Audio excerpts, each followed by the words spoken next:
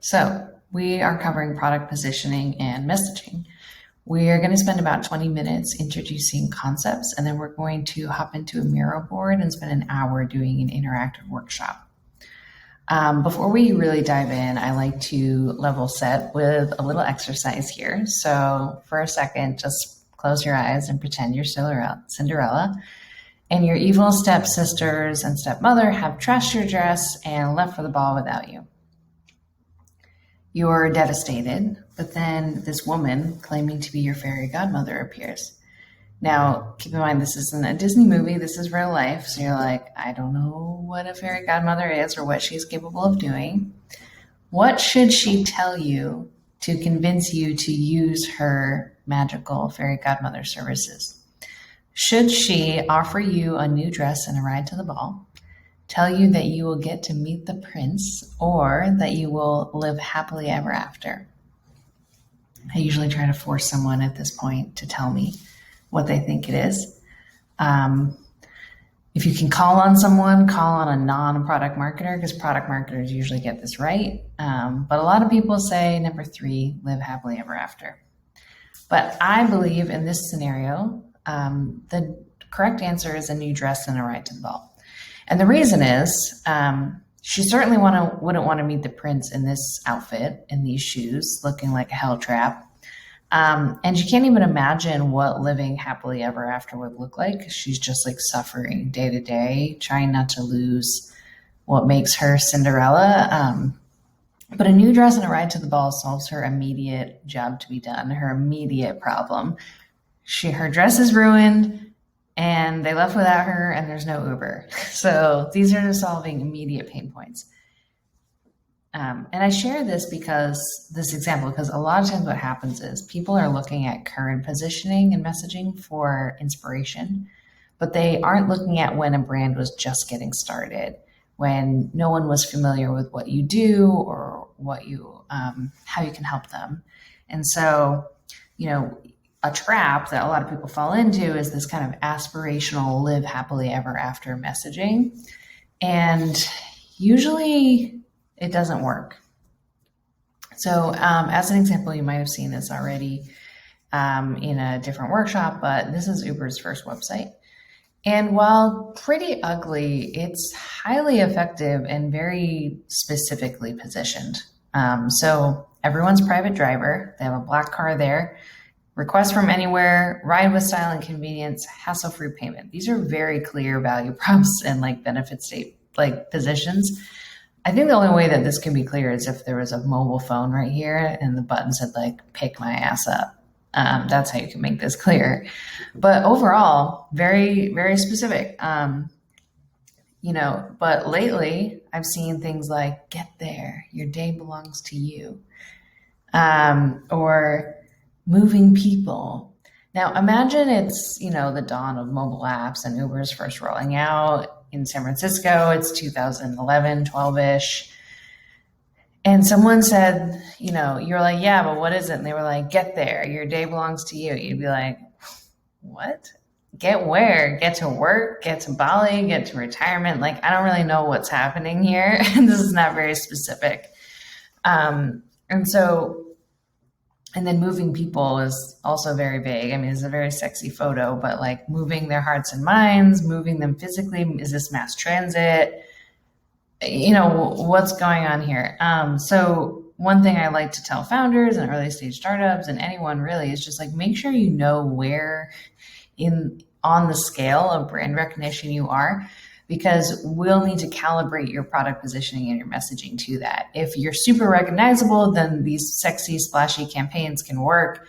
If you're earlier stage and people don't know who you are or what you do, we're going to need to be very specific. We're going to be a lot more like this, but good looking. And now Uber does food. So, all the positioning changes over time, but got to start small. So quick thing, the difference between positioning, messaging, and copywriting. Positioning is where you fit in the market, who you serve, what you're doing, how you're different. Messaging is clarity on what you're saying about yourself, about your product, and copywriting is cleverness on how you say it. your story starts to reveal itself in your positioning, finding that story that only you can tell, really kind of lining yourself up in the market. And then messaging and copywriting is kind of where your story comes to life. One thing I've done these like lightning round, kind of 15-minute lightning feedback sessions with founders at some conferences in the past. And whenever they're not happy with me and I can tell that it's not going well and they think that I'm a terrible marketer, it's because they are expecting copywriting. They're expecting a tagline. They think that I'm a tagline slot machine. Like you just like put a quarter in and some amazing tagline will come out. And I don't know anyone who can do that. Taglines that seem very clever and punchy, maybe they come from like a random stroke of inspiration, but generally speaking, they are hard fought, hard won, tons of effort in positioning and messaging. And then after you have this foundation, you can move into copywriting. So product positioning is literally everything. Listerine, for example, started as a surgical antiseptic, then was, with very few product changes, sold as a floor cleaner, and now a mouthwash. And so not a lot of things changed about the product, but the positioning of it did. So the packaging, what they say on the product packaging itself, what they say about how to use it, the instructions, swished in your mouth is a lot different than poured on the floor.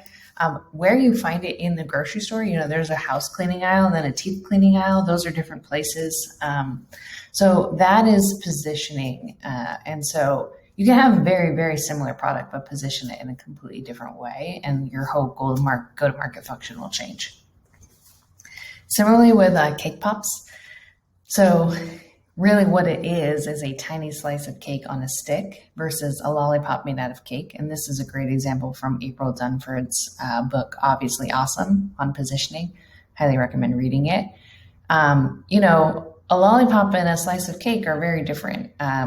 If you are having a fancy dinner party, you might have a cake with like little side plates and forks, and it's very celebratory. But a lollipop made out of cake, maybe it's something you bring to the bar if it's someone's birthday party and you wanted like a little sweet touch. You don't need any dishes. You can eat it while you're walking the dog. You can bring it to like a playground for a park. Kind of just like similar, both made out of cake and frosting, but pretty different positioning, and therefore use cases and messaging and pricing and everything. Products don't always fit into tidy quadrants. I mean, sometimes positioning work is obvious, and then sometimes it's not. So these are some powerful but popular products that I imagine were very hard to position at the beginning. So Notion, for example, it's kind of like Google Docs in a database and a project manager. I've even seen it used as like standalone landing pages. But my husband, who's a data scientist, would never use Notion as a database. And like bigger teams aren't really using it for project management, but it is kind of this interesting all-in-one encompassing thing. Airtable, again, database with a front end, but a lot of engineers, they're not going to use Airtable as a database. It is kind of powering a lot of no-code founder work, but real hefty engineers are not using it as databases, but it's super interesting. Intercom, I was there early days. We had a hard time figuring out how to position ourselves because we were really operating in three industries, all centered around one specific technology that tied them together. But live chat, company live chat, we are competing with email marketing for MailChimp and customer support for Zendesk.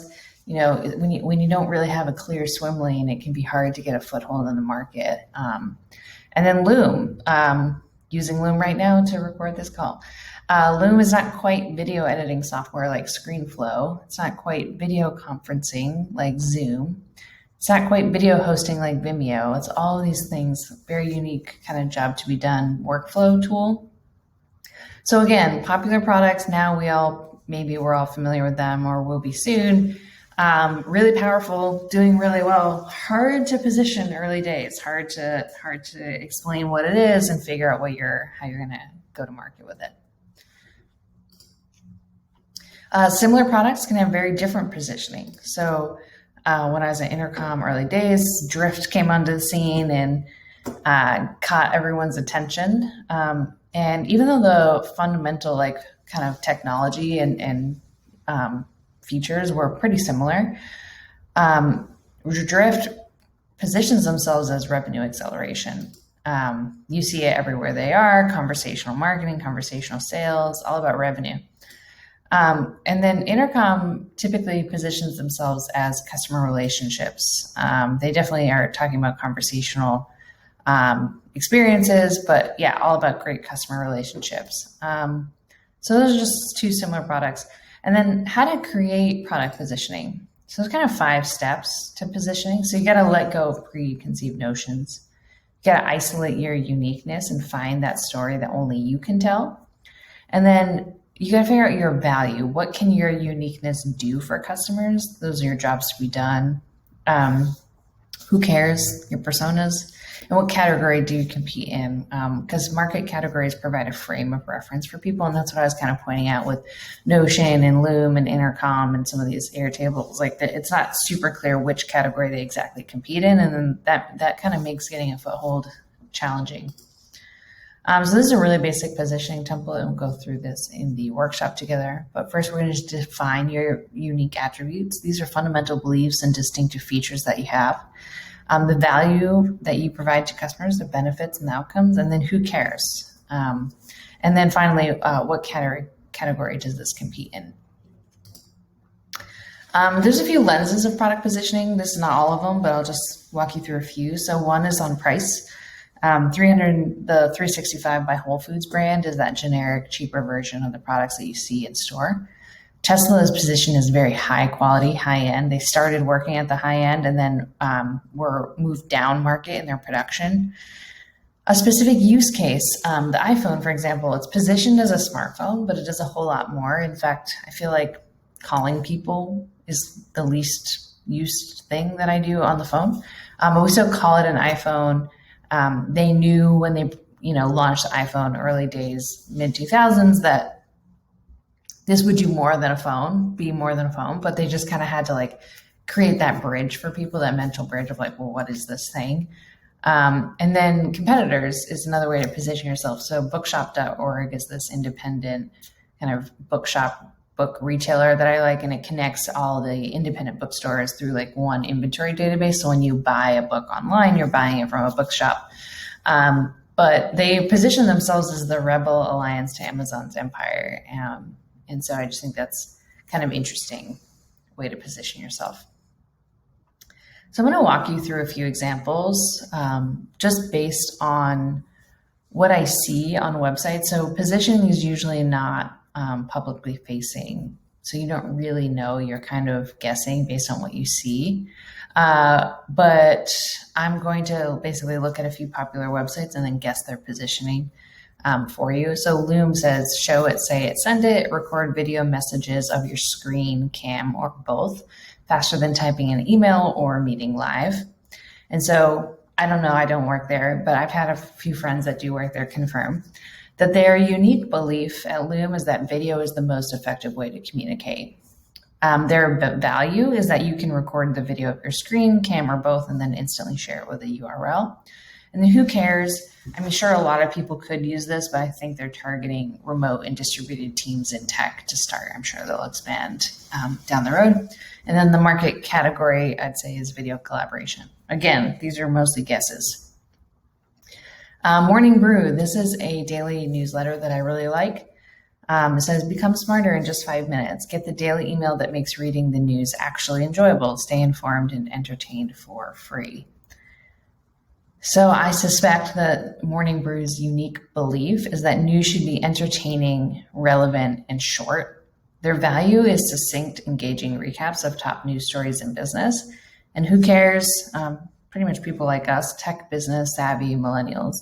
And the market category they compete in is business news. And then this is an ad I saw on Instagram that was targeted at me, and we might want to update this slide in the deck. I'll talk to Madalena. but maybe not. There's just an ad I saw that I liked by Packed Bags, and the quote says, "Until recently, we didn't have any means to make coffee in the van. We have an induction cooktop, but boiling water just for a French press coffee would have used way too much energy for our build. This thing is simple in design and function, beautiful to look at and hold, and the best part, it uses less than half the power of our induction. Hell yeah, coffee kit to the rescue." So this is just like spoke to me because I'm like a wannabe minimalist adventure vanner. And I suspect that their unique belief is that you shouldn't have to sacrifice great coffee when you're away from civilization. I know that is a unique belief I also share. When I drove across the country, I was like really disappointed in the coffee situation. The value they provide is that you can have fresh brewed coffee with minimal space and power usage. And who cares? People like Ray, minimalist, nomad travelers, or wannabe travelers. And the market category they compete in is camping and coffee, maybe. Okay, so how to create product messaging. So there's kind of 6 key elements of product messaging. This is your description, your headline, your subhead, your benefit outcomes, testimonials, and features. We'll go through this in the workshop, but this is just to give you an idea. And once you know the components of product positioning messaging, you'll see it everywhere, even on consumer brands. So I like this Cheerios Box Example. You can see here Cheerios is the product name. The subhead and benefit is that it's made with 100% whole grain oats. Another benefit is that it's gluten-free. They have an outcome statement, like a value prop statement here, can help lower cholesterol as part of a heart-healthy diet. Sidebar, I do not think that Cheerios is a healthy breakfast.